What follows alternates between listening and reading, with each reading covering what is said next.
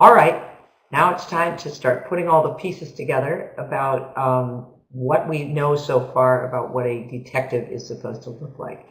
Sorry, I couldn't resist that. Once I get to play around with the little toys that my camera gives me, I start getting all crazy. Well, what do we know so far about the detective, or as I call him, Detective version 1.0? That's C. Auguste Dupin. We know a couple of things that are pretty important. And I'll freeze my camera and we'll go on with this. Um, First of all, he's male. No question about that. We've talked about why that is. Partially just because women simply did not, at the time when Poe was writing, have the opportunity at all to be involved in anything that looked like law enforcement or that would involve them seeing something like women with severed heads. That was completely out of the social norm. Once again, I do want to point out that was the social norm for middle and upper class. I think that as soon as you went into the lower class or people who were poor, they're all bets were off. Okay, but we're going to assume that the people to whom these who are reading and spending time checking out the detective fiction are not generally the lower classes, because they don't have time. Okay, anyway, we know he's male and we know he's white, and I talked at some length about why that is true as well. I mean, just in terms of the way that society is set up in 1841, would not permit for somebody of another race to have the standing to be allowed to ask questions. Same thing with the issue of having a male detective. Who writes the stories? Who tells the stories? Who asks the questions? That's male and white at the point when Poe's writing in the country that he's writing about and that he's from. Okay. Note that in this story, the detective is also asexual. Now, I addressed a little bit of that previously, saying, don't worry about the kind of 19th century expression of, the narrator's affection or desire to spend time with the other man.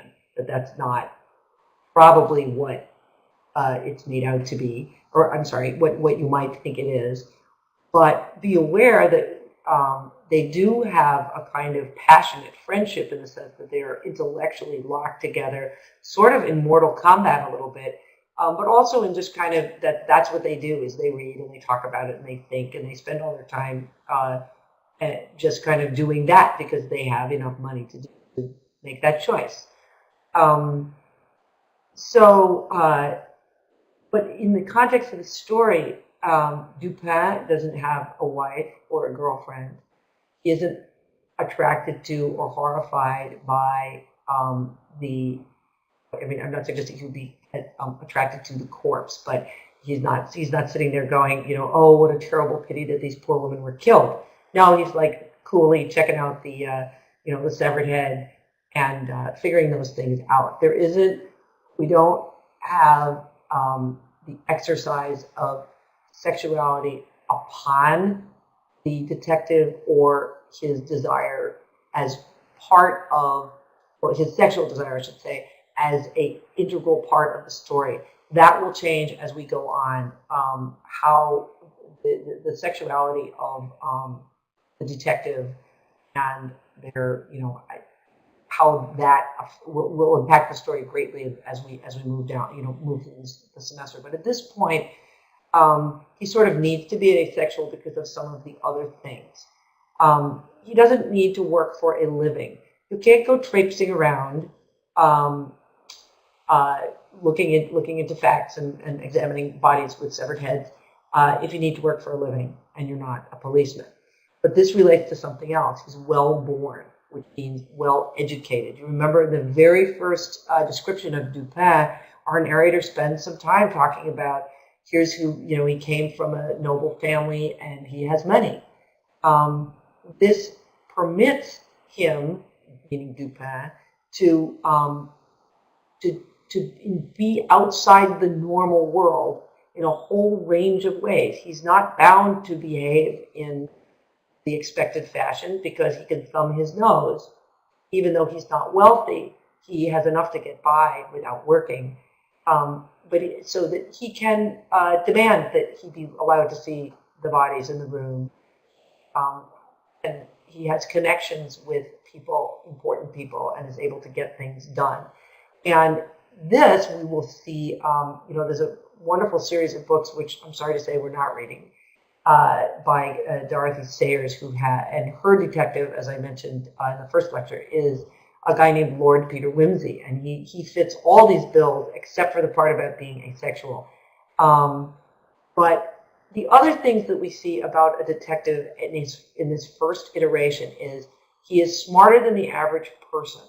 He has a wide experience of the world, not necessarily through his contact with it, although there's some suggestion that he does, but also through his reading. He's incredibly knowledgeable. He's able to separate himself from emotion. When Dupin is discoursing about the murder and the things that happened, it's clear that he sees this as a problem to be resolved. It's not first and foremost, oh, how awful that this thing has happened. Oh, my heart is heavy within me. My gorge rises. The narrator has a little bit of that, but Dupin he's not moved by that at all. He's moved, if he is moved at all, by the excitement of engaging intellectually. And that, as I put in the next thing, solving crimes for him is an intellectual exercise, just as reading our narrator's mind was an intellectual exercise. It was thrilling to him and exciting, as Poe sets out in the introduction, saying, this is as thrilling as, somebody wrestling alligators for somebody whose predilection is to wrestle alligators, Dupin's predilection is to apply his mind to problems and see what happens. So what's missing from this version? What isn't there? And the first thing I would suggest is a conscience. And by this, I don't mean that he's, a sociopath or something like that, although I kind of suggested that, holding up in a moldering house with, and not letting the daylight in suggests some things like that.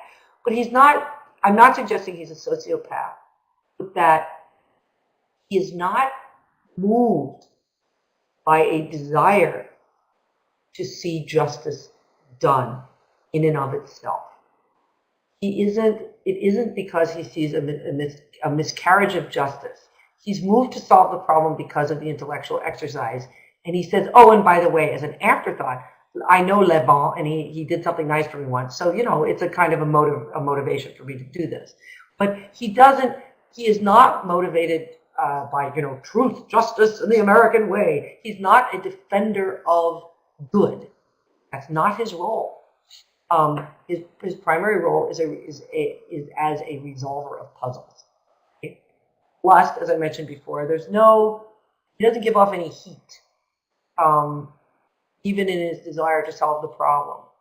The only reason I keep coming back to this idea of sexuality is because by the time we get to the 40s and 50s and the hard-boiled detective novels and the film noir, sexuality is so central to detective fiction that it's important to look back at this and see how it wasn't before. It wasn't part and parcel to how we looked at how we looked at the detective. I said cherchez la femme, find the woman. You didn't with these first detective novels. We don't find the woman in the center of the picture. At best, she's off on one side. She's a victim. She's somebody who's maybe hiring the detective, but she's never the detective or the detective's partner or his lover or his collaborator. Okay. Here, Dupin is not afraid. As we move farther through the semester, we're going to see detectives talk about how frightened they are, or we're going to read, they're frightened either for the safety of somebody else or for the or for their own safety. We don't see weakness. And when I say weakness, by that I mean emotional, spiritual, mental, physical. Now, granted, Dupin is not called upon to wrestle alligators, for example, but but we don't see him exhibiting human frailty. In some ways, he's as I said in that very first posting, he's kind of like Dr. Spock. He isn't a normal human being with a real life and a kind of a cast of characters to keep him grounded in the world. It's that very fact that he's separated from the world that makes him able to perform the feats of detection that he does. And part and parcel with that is what's missing is the emotion. Greed, shame, fear. If we had a modern in a modern detective novel, it would be quite possible to have the detective looking down at the bodies of the slain and experiencing a whole range of emotions. When I was talking about weakness, as Arkady does when he has to view a body. This is the detective from Gorky Park. He generally throws up or is about to throw up. So there's none of that. So what we have right now is not a superhuman, but an extra human type of person. Our detective manages to accomplish his task because he is, in a way, an other, meaning that he is different from normal people. So that's just, again, a little bit of a recap about what's going on, what I think we've seen so far. It's going to be fun to see how Sherlock Holmes